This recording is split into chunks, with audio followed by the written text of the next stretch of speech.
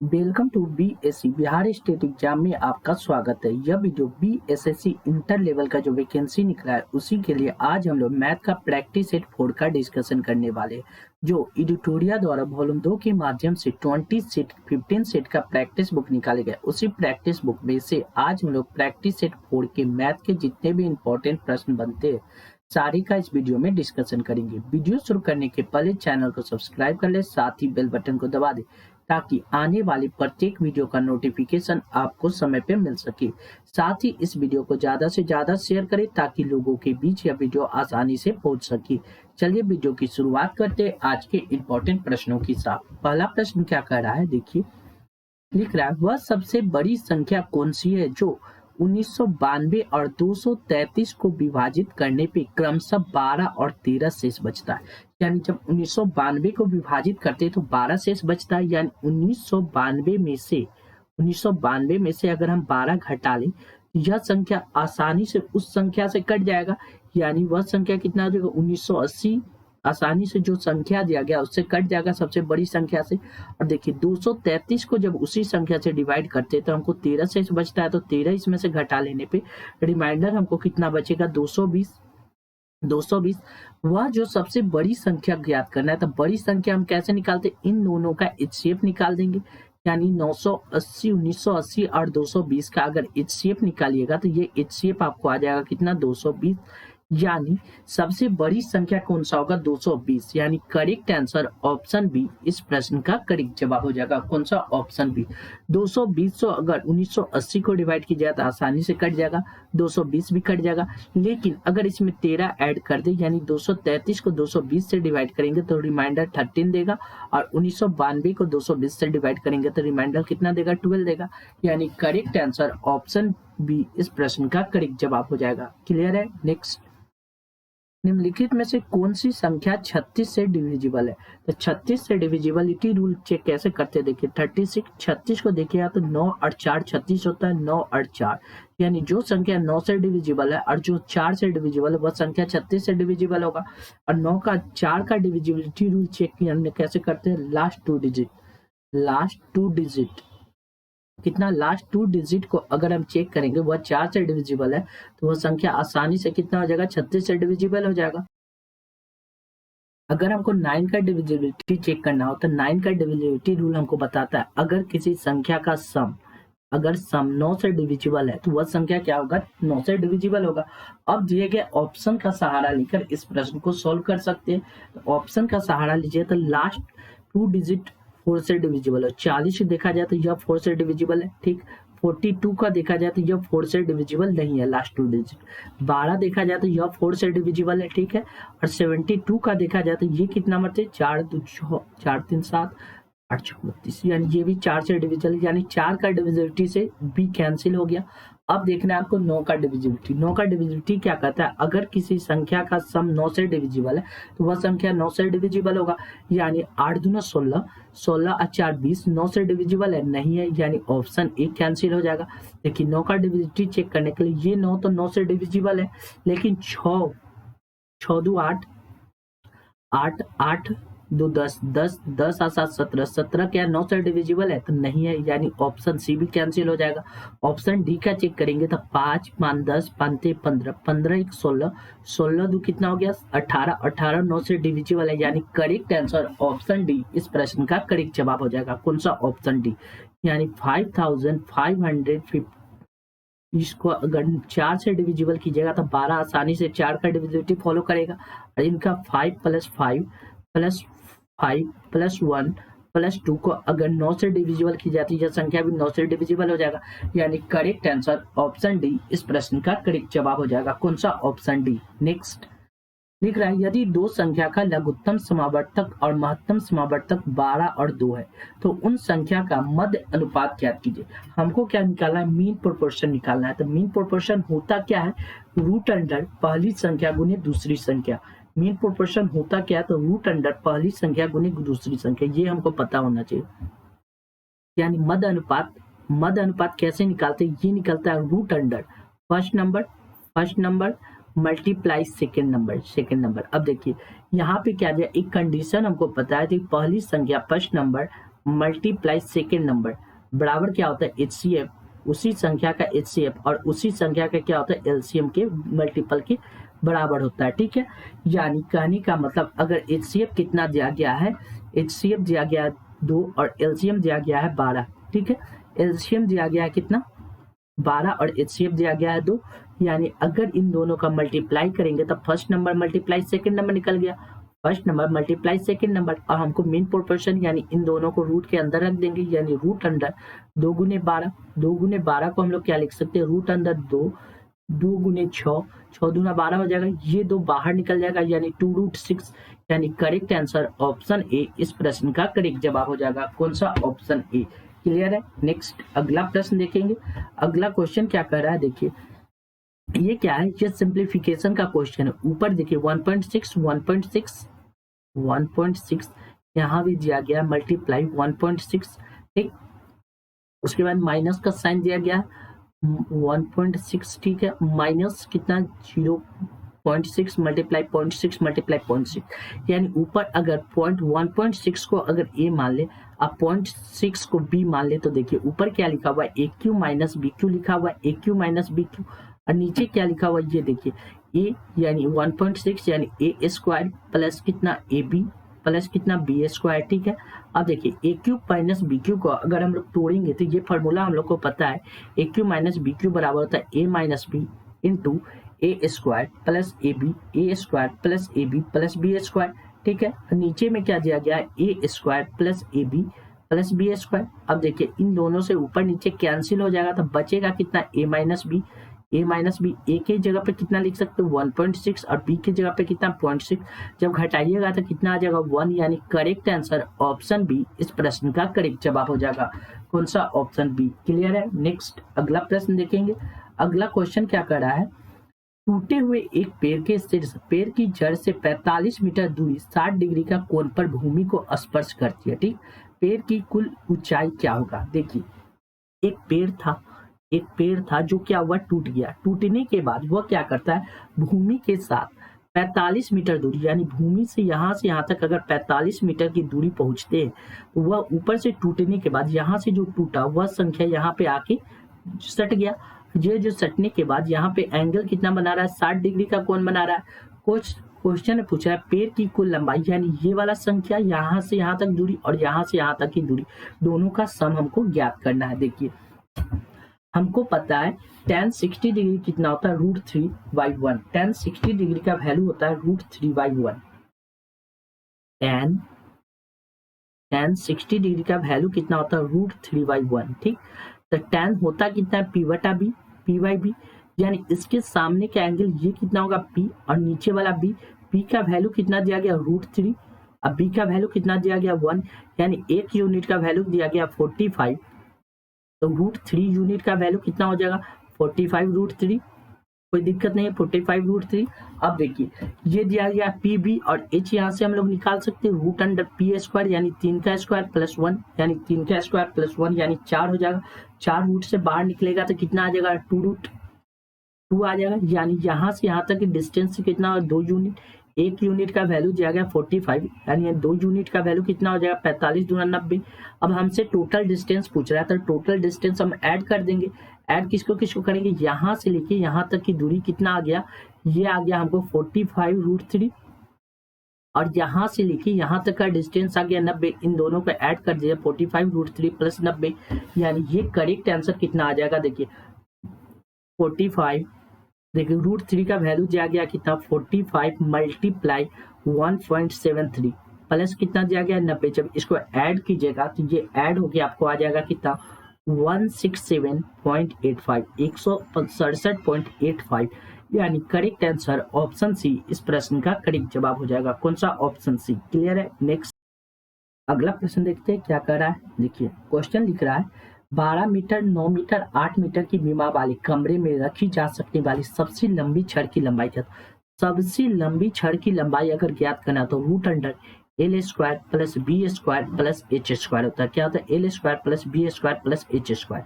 कहने का मतलब एल का मतलब कितना 12 का स्क्वायर, बी मतलब चौड़ाई 9 का स्क्वायर, ऊंचाई एच यानी 8 का स्क्वायर। जब इसको सॉल्व कीजिएगा तब 12 का स्क्वायर कितना हो जाएगा 144, 9 का स्क्वायर 81, 8 का स्क्वायर 64।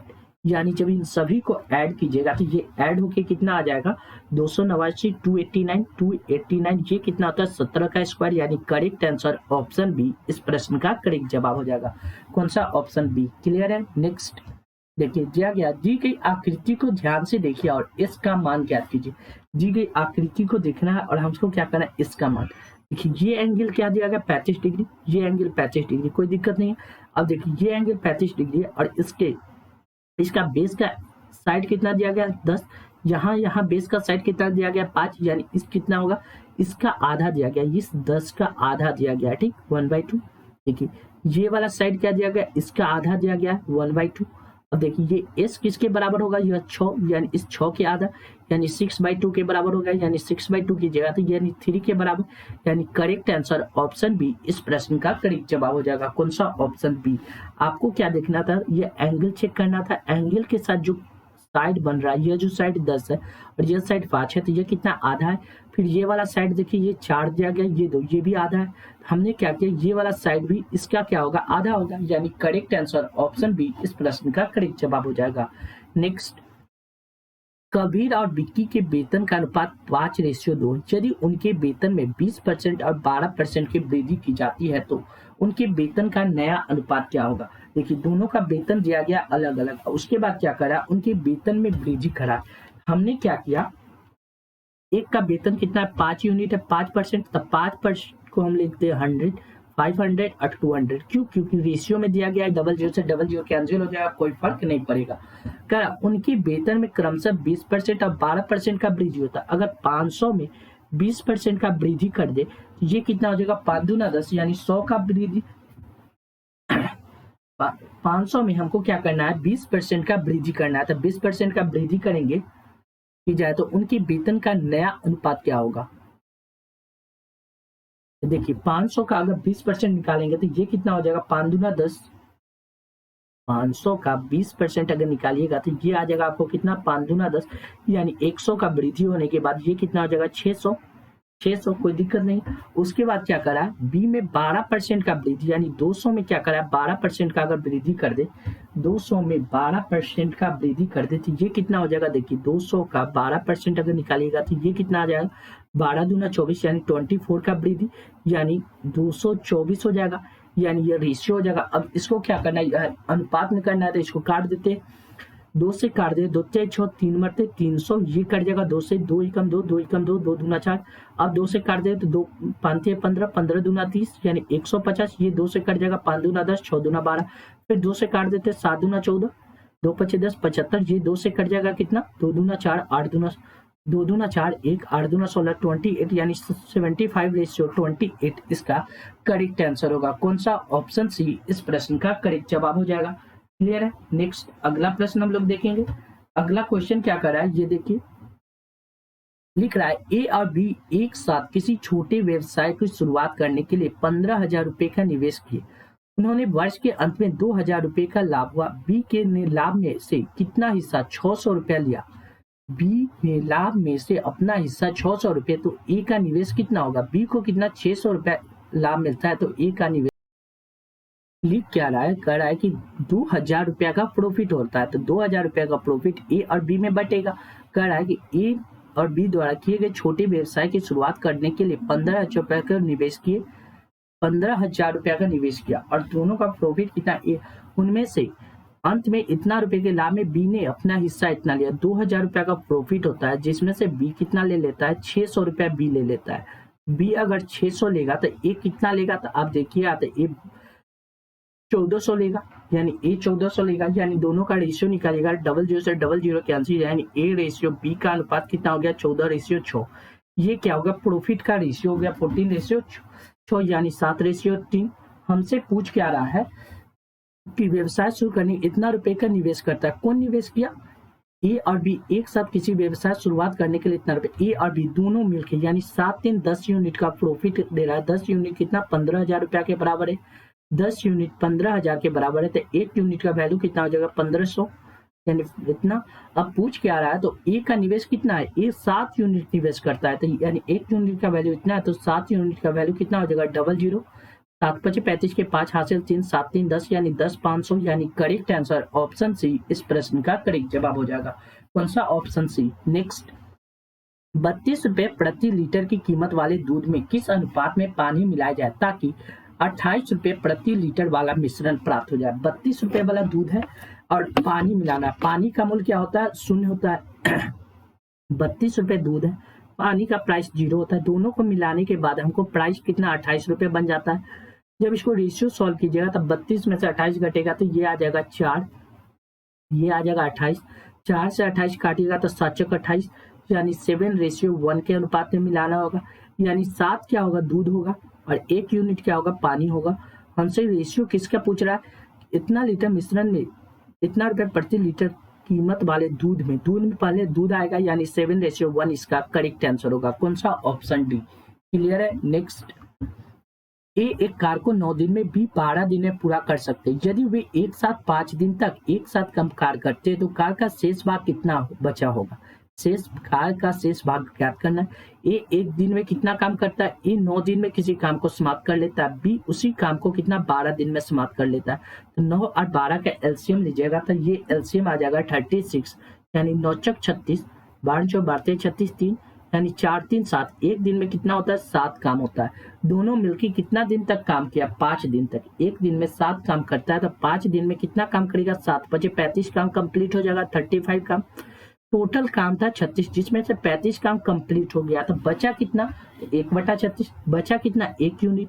1 यूनिट किस में? 36 में, यानी 1/36 भाग बच गया। यानी करेक्ट आंसर ऑप्शन डी इस प्रश्न का करेक्ट जवाब हो जाएगा। कौन सा? Option D. क्लियर है? नेक्स्ट, पाइप ए एक खाली टंकी को 6 घंटे में भर सकता है और पाइप बी उसी खाली टंकी को 8 घंटे में भर सकता है। दोनों पाइप एक साथ खोला जाता है लेकिन 2 घंटे के बाद ए को बंद कर दिया जाता है तो टंकी का शेष भाग को भरने में कितना समय लगेगा?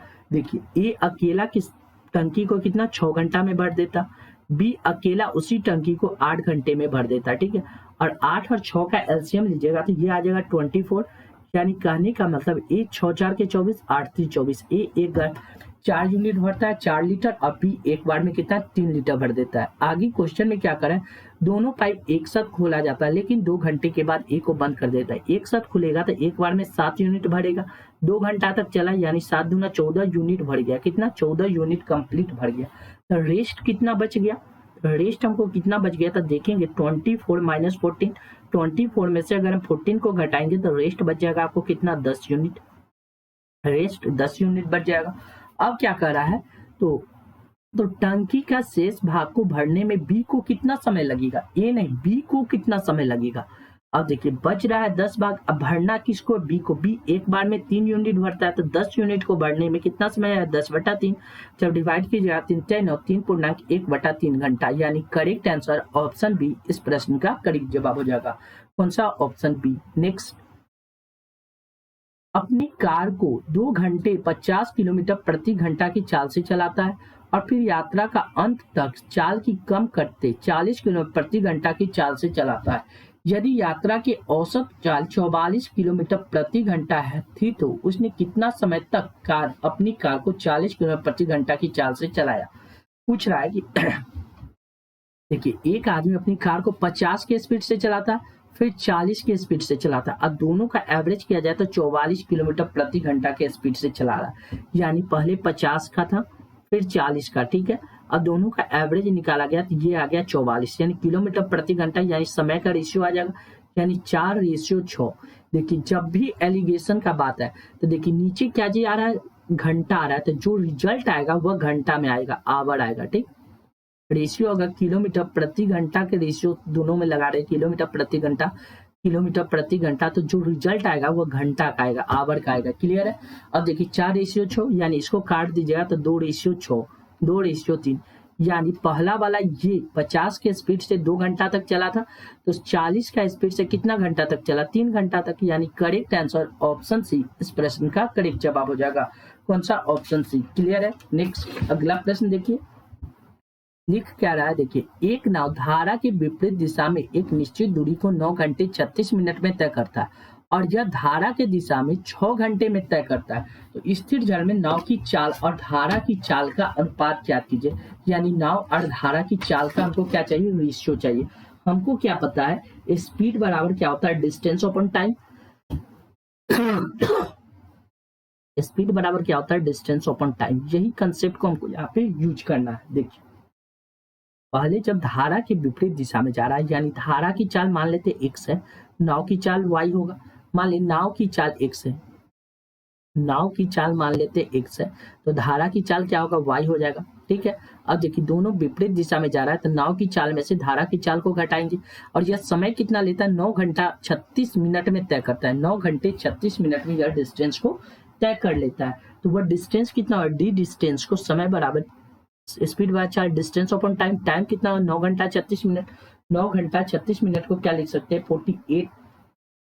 48 लिख सकते हैं, 48/5 लिख सकते हैं।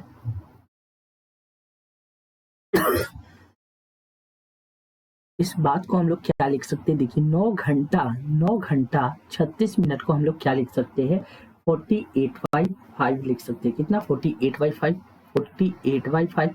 यह जो 5 जो बटा में आएगा, यह 5 उठ के कहाँ चला जाएगा, ऊपर 5D आ जाएगा। अब देखिए पूछ रहा है धारा के दिशा में, यानी नाव की चाल प्लस धारा की चाल दोनों को जब जोड़ देंगे, ये कितना समय लेता है, 6 घंटा में वह डिस्टेंस को तय कर लेता है, यानी d/6। अब इन दोनों को ऐड करेंगे, ये इन दोनों को जब ऐड करेंगे तो y से y कैंसिल आ जाएगी, यानी 2x बराबर कितना आ जाएगा, 5d/48 प्लस d/6 जब इसको ऐड कीजिएगा तो 48 5d 6 यानी 8 मारते 8d, यानी 2d 2x यहाँ आ जाएगा। 8 5 कितना, 8 2 10 10 3 13, यानी 13d/48 बराबर कितना लिख सकते हैं, x, यानी x का वैल्यू कितना आ जाएगा, 13d y कितना आ जाएगा, 48, 8 दूना 16, 4 दूना 8, 96, यानी d/96। इसको आराम से हम लोग लिख सकते हैं। अब देखिए ये आ गया हमको x का वैल्यू। हमसे पूछ रहा है स्थिर जल में नाव की चाल, यानी ये नाव की चाल आ गया। अगर हम धारा की चाल y का वैल्यू ज्ञात कीजिएगा, y का वैल्यू अगर कोई एक इक्वेशन में पुट कीजिएगा तो y का वैल्यू आपसे निकल जाएगा, यानी y का, देखिए x का वैल्यू यहाँ आ गया, तो x प्लस y बराबर d/6 है। जब यहाँ पुट कीजिएगा तो y का वैल्यू आ जाएगा आपको कितना, 3d कितना, 2 × 48। अब क्या करा है, इन दोनों का रेशियो का, ये किसका, नाव की चाल कितना है, 13d/96, रेशियो कितना, नाव आ गया। धारा कितना, 3d कितना हो जाएगा, 96 से 96 कैंसिल, d से d कैंसिल, यानी 13/3 इसका करेक्ट रेशियो आएगा। यानी ऑप्शन ए इस प्रश्न का करेक्ट जवाब हो जाएगा। कौन सा, ऑप्शन ए। क्लियर है। नेक्स्ट अगला प्रश्न देखेंगे। अगला क्वेश्चन क्या कर रहा है देख लीजिए। लिख रहा है यदि चावल के मूल्य में 25% की वृद्धि की जाए तो चावल की खपत में कितना प्रतिशत की कमी की जानी चाहिए कि चावल पे होने वाले खर्च 40% कम हो जाए। अब देखिए हमको क्या पता, प्राइस गुने क्वांटिटी बराबर खर्च होता है। प्राइस को अगर क्वांटिटी से मल्टीप्लाई करें तो हमको क्या निकलता है, एक्सपेंडिचर यानी खर्च निकल जाता है। पहले क्या करा है, 25 चावल के मूल्य में 25% का वृद्धि हो, यानी 25% का फ्रैक्शन वैल्यू होता है 1/4। पहले चावल का प्राइस 4 यूनिट था, तो अब वह बढ़ के कितना हो गया, 5 यूनिट। पूछ रहा है तो चावल की खपत में कितना प्रतिशत की कमी की जानी चाहिए कि चावल पे होने वाला खर्च 40% कम हो जाए। पहले जो एक्सपेंडिचर होता था वह एक्सपेंडिचर अब क्या हो गया, 40% कम गया। यानी 40% का अगर फ्रैक्शन वैल्यू देखिएगा तो 20% का फ्रैक्शन वैल्यू होता है 1/5, तो 40% का 2/5। तो पहले 5 रुपया खर्च करते थे, अब कितना खर्च करना पड़ेगा, 3 रुपया। ये बात क्लियर है। पहले 5 रुपया खर्च करते थे तो अब 3 रुपया खर्च करना पड़ेगा। यानी पहले क्वांटिटी x खरीदते थे तो अब क्वांटिटी हमको कितना खरीदना पड़ेगा, y खरीदना पड़ेगा। यानी हम लिख सकते हैं 4x बराबर कितना हो जाएगा, 4x/5y बराबर हम लोग क्या लिख सकते हैं, 5/3।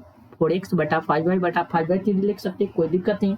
यानी x/y का रेशियो अगर निकालिएगा तो क्रॉस मल्टीप्लाई कीजिएगा तो 25/12 यानी 25/12 इसका करेक्ट आंसर हो जाएगा। क्या चीज पूछ रहा है, अब क्वेश्चन में क्या पूछ रहा है यह समझिए।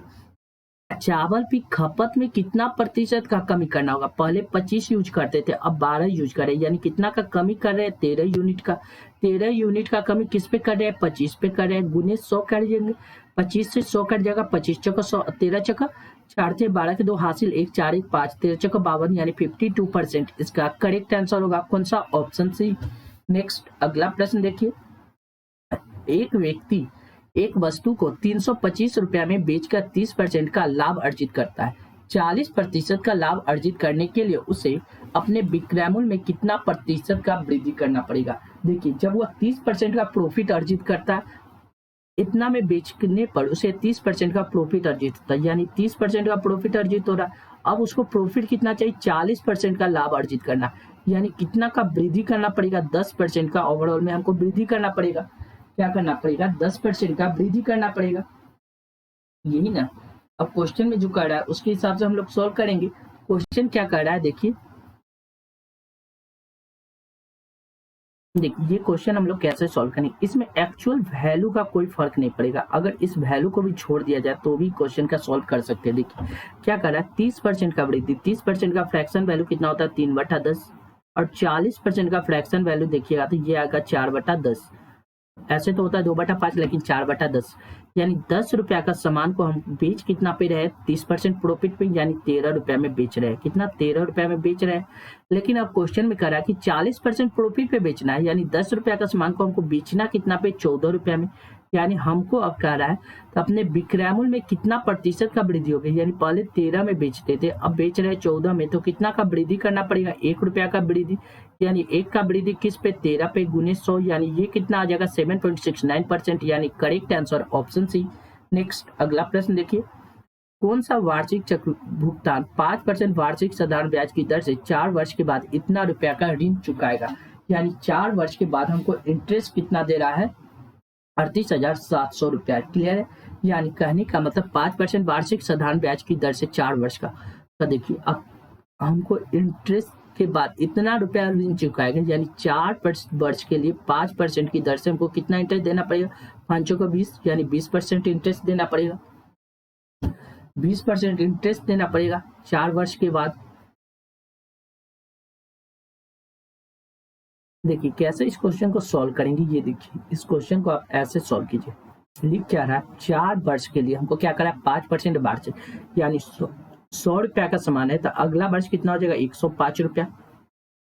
अगला वर्ष 105 रुपया, यानी पहला वर्ष तो 100 रुपया का सामान को हम 100 रुपया में ही देंगे, लेकिन अगला वर्ष 105 रुपया देना पड़ेगा 100 रुपया का सामान। फिर अगला वर्ष जाएंगे तो वो 5 रुपया और बढ़ जाएगा, यानी 110 रुपया देना पड़ेगा। फिर अगला 4 वर्ष में, चौथा वर्ष में कितना देना पड़ेगा? 115 रुपया। ठीक, जब इसको ऐड कीजिएगा तो ये आ जाएगा कितना? 400 रुपया। 400 का सामान हम कितना? 5 5 10 के शून्य हासिल है, 1 1 2 2 1 3 1 2 1 3, यानी 423 रुपया में बेच रहे हैं। यानी कहने का मतलब 400 रुपया का सामान को हमको बेचना कितना पड़ा है? 423 रुपया में। तब हमको कितना का प्रॉफिट होगा? इतना यानी इसका वैल्यू कितना दिया गया? 38,700। 38,700 जब इसको सॉल्व कीजिएगा तो ये 1 यूनिट का वैल्यू आ जाएगा 90, यानी 100 यूनिट का वैल्यू हमको निकलना है, यानी वार्षिक भुगतान का साधारण ब्याज 100 यूनिट।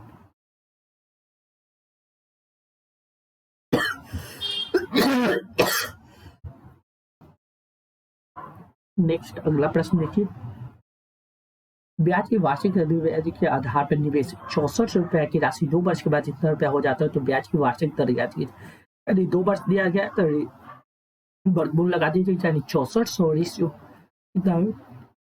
7056।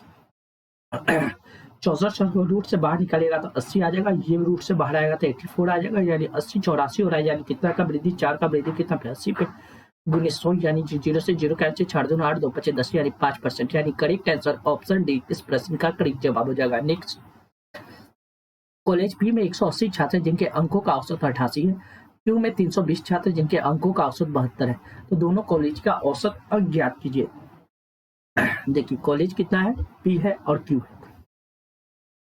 पी है और क्यू है। पी में कितना है? 180 छात्र, इनका औसत दिया गया है 88। ठीक है, औसत दिया गया 88, और यानी स्टूडेंट का रेशियो 180 और 320 दिया गया था। 18 0 से 0 कैंसिल, 2 से काट दे, 9 दूना 18 16 दूना 32, 9 रेशियो 16, यानी स्टूडेंट का रेशियो आ गया 9। अंकों का औसत दिया गया 88, यानी 9 का एवरेज कितना दिया गया? 88। आप पूछा है दोनों कॉलेज का औसत, यानी टोटल एवरेज कितना हो जाएगा? 9 व्यक्ति है, इसका एवरेज कितना है? 88 प्लस 16 व्यक्ति का एवरेज कितना है 72। इन दोनों को ऐड करने के बाद व्यक्ति की संख्या 9 और 16 कितना हो गया टोटल 25, 25 से डिवाइड कीजिएगा तो ये कितना आ जाएगा, ये रिजल्ट आपको दे देगा 77.76, यानी करेक्ट आंसर ऑप्शन सी इस प्रश्न का करेक्ट जवाब हो जाएगा। क्लियर है। जब इसको सॉल्व कीजिएगा आसानी से सॉल्व कर सकते हैं। 9 कॉमन ले लीजिए, यहाँ से 9 कॉमन ले लिया था 88 प्लस 16 8 डिवाइड बाय कितना 25। जब इससे और सॉल्व कीजिएगा तो आसानी से कट जाएगा। क्लियर है।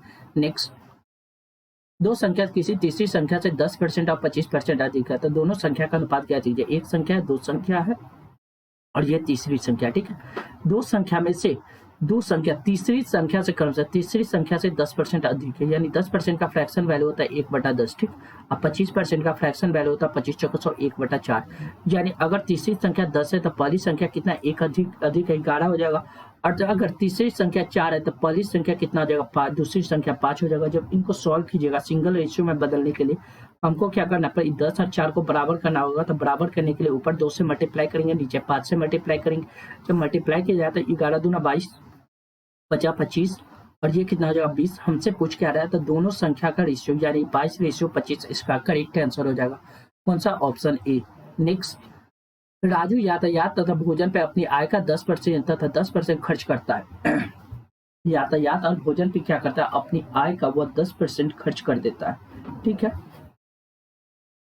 10% खर्च करता है यातायात पे और 10% तथा 10% खर्च करता है क्या कर भोजन पे। यातायात पे वाई फॉर यातायात पे 10%, भोजन पे भी फॉर भोजन पे भी खर्च करता है। ठीक, उसके बाद क्या करता है 10% यहाँ 20% यहाँ खर्च कर देता है। तो बचा कितना, शेष कितना, रिमाइंडर शेष कितना बच गया 70%।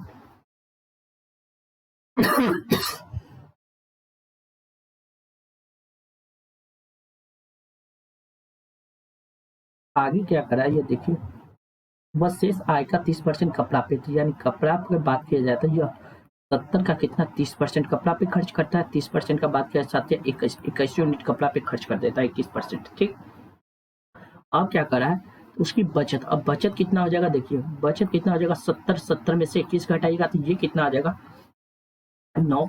ये आ जाएगा 49% का बचत करता है। यह 49% बराबर दिया गया कितना 26460 यानी 49% का वैल्यू दिया गया। हमसे पूछ रहा है कपड़े पे मिलाकर भोजन तथा कपड़े, भोजन पे कितना 20% और कपड़ा पे कितना 21%, यानी टोटल कितना 41% का वैल्यू ज्ञात करना। 49% का वैल्यू इतना है तो 1% का वैल्यू कितना 26460/49 मल्टीप्लाई कितना 41, यानी 20 प्लस 21% का वैल्यू ज्ञात करना है, यानी 41% ज्ञात कर देंगे।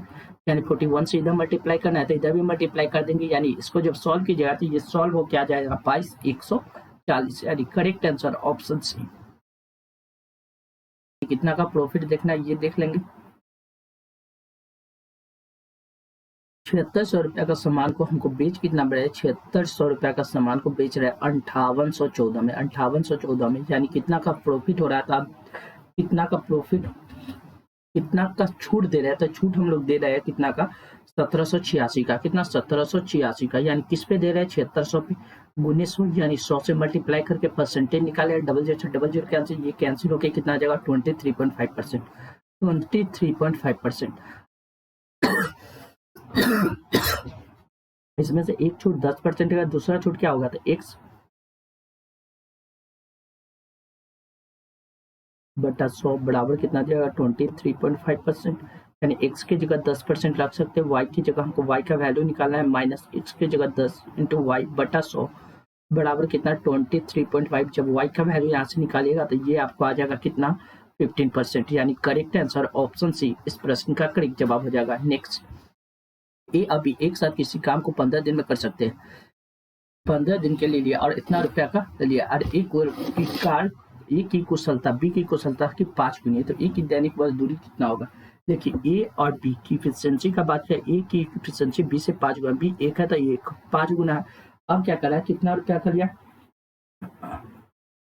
1800 रुपया का निकाल लिया था, कितना दिन के लिए 15 दिन के लिए, यानी 15 दिन में समाप्त कर देगा 1800 रुपया। 1800 रुपया 15 दिन में समाप्त कर देता है, एक दिन का वैल्यू निकल जाता है, एक दिन इतना का, एक दिन में इतना रुपया मिलता है, एक दिन में जो पैसा मिलता है वही ए और बी में बढ़ता, तो ए का दैनिक मजदूरी कितना, ए को 5 यूनिट मिलता है, कितना में, टोटल कितना है 6 यूनिट, 6 से डिवाइड कीजिए, जब इसको काटिएगा 6 से 18 3 मरते 5 से कट जाएगा, 5 से 15 3 से 3 ये कट जाएगा 1000, यानी करेक्ट आंसर ऑप्शन डी इस प्रश्न का करेक्ट जवाब हो जाएगा। कौन सा, ऑप्शन डी। क्लियर है। नेक्स्ट, इतना को 7 से डिवाइड करने पे शेषफल क्या जाएगा, 4 के पावर 999 को हमको क्या करना है, 7 से डिवाइड करना है। हमने क्या किया, 4 के पावर 3 कितना होता है, तो आपको पता है 4 के पावर 3 होता है 64, 64। 4 के पावर 3 क्या कितना है, 4 चौको 16, 16 चौको 64, 64 लिख सकते हैं। 4 के पावर 3 64 होता है, ठीक है। अब देखिए 3 पावर आ गया यहाँ पे, यानी 3 से इसको डिवाइड कर देंगे तो 3 3 9, 3 3 3 आ जाएगा। इसके डिवाइड बाय कितना है 7, यानी 64 को अगर 7 से डिवाइड करें, 64 को अगर 7 से डिवाइड करेंगे तो ये कितना आ जाएगा, ये रिमाइंडर हमको कितना देगा, 7 से तो 7 8 56, 7 नंबर ले सकते 9 मरते लाएंगे तो 63, रिमाइंडर कितना देगा 1, यानी 7 से 64 को डिवाइड करेंगे, एक रिमाइंडर, रिमाइंडर के पावर कितना 333, तो 301 के पावर कितना भी होता है, रिमाइंडर कितना आएगा 1, यानी correct answer option C. Next, नीचे दी गई 6 विभिन्न फैक्ट्रियों में उत्पाद को दर्शाया गया। 6 फैक्ट्रियों के कुल उत्पाद 22,000 है। विशिष्ट फैक्ट्री में इन सभी के 6 फैक्ट्रियों के उत्पाद का प्रतिशत के रूप में दर्शाया गया, ठीक है। तो P A C D F के औसत उत्पाद का मान और पी बी और ई के उत्पाद के बीच का अंतर का मान ज्ञात कीजिए। देखिए P1 क्या करा है, P1 क्या करा है, ए सी डी और एफ, ए सी डी डी डी और एफ, यानी इन सभी को ऐड कीजिएगा तो ये कितना आ जाएगा, देखिए 37 और 4 41, 41 और 10 51, 51 और 20 कितना हो जाएगा, 51 और 20 हो जाएगा 71, यानी 71%, 71%। लेकिन इसका क्या करा, औसत उत्पाद, यानी औसत कितना 1 2 3 4 4 से डिवाइड कर देंगे 71% बाई 4। क्लियर है। आगे के P2 का वैल्यू कितना दिया गया, P2 करा है B और E के उत्पाद के बीच का अंतर, B और E के अंतर, यानी 16 में से 13 को घटाइएगा तो ये कितना आ जाएगा 3%। अब क्या करा है, उत्पाद के अंतर P1 प्लस P2 का मान दिया, अब इन दोनों को हमको ऐड कर देंगे, जब ऐड कीजिएगा तो ये कितना आ जाएगा 71/4 प्लस 3%, जब इसको ऐड कीजिएगा तो ये आ जाएगा, ये ऐड होकर कितना आ जाएगा 4 3 12, 71 प्लस 12 डिवाइड बाई 4, यानी कितना आ जाएगा 2 1 3, 2 1 3 7 1 8 बटा 4, यानी 4 दूना 8, 20 20.3/4%, 20.3/4%, यानी ये आ गया। अब 20.75% इसको भी लिख सकते हैं 20.75%, यानी इसका वैल्यू हमको किससे निकाला 22,000 से, 22,000,000 मल्टीप्लाई 20.75 डिवाइड बाई 100, जब इसको सॉल्व कीजिएगा तो ये आपको रिजल्ट देगा, 1 0 हटेगा तो 00 आ जाएगा, 1 0, यानी 1 0 से 1 0 कैंसिल, जब इसको काटिएगा तो ये कट के आपको कंप्लीट रिजल्ट में कितना देगा 16 28।